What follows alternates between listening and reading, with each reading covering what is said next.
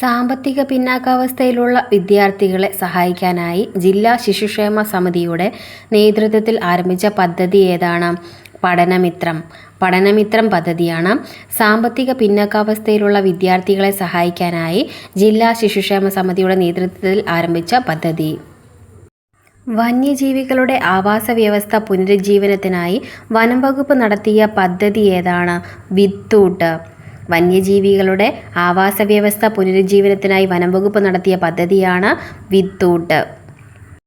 ഇന്ത്യയിലെ ആദ്യത്തെ slalom course സ്ഥാപിതമാകുന്നത് എവിടെയാണ്?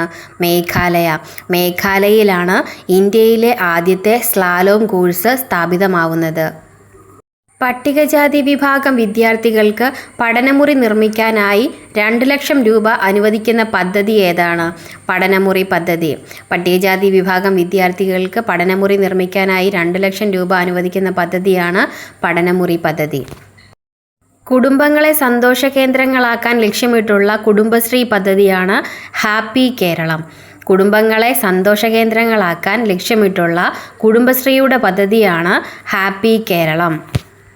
അന്താരാഷ്ട്ര സൗരോർജ്ജ സഖ്യത്തിലെ 107ാമത് അംഗമായി മാറിയ രാജ്യം ഏതാണ്? മോൾഡോവ. അന്താരാഷ്ട്ര സൗരോർജ്ജ സഖ്യത്തിലെ 107ാമത് അംഗമായി മാറിയ രാജ്യമാണ് മോൾഡോവ.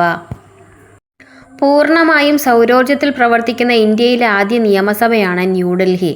പൂർണ്ണമായും സൗരോർജ്ജത്തിൽ പ്രവർത്തിക്കുന്ന ഇന്ത്യയിലെ ആദ്യത്തെ നിയമസഭയാണ് ന്യൂഡൽഹി.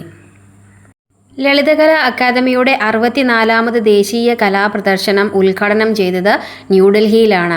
ലളിതകലാ അക്കാദമിയുടെ 64ാമത് ദേശീയ കലാപ്രദർശനം ഉദ്ഘാടനം ചെയ്തത് എവിടെയാണ്? ന്യൂഡൽഹി. നാസയും ISROയും സംയുക്തമായി വിക്ഷേപിക്കുന്ന വാർത്താവിനിമയ ഉപഗ്രഹം ഏതാണ്? ബ്ലൂബേർഡ് 2.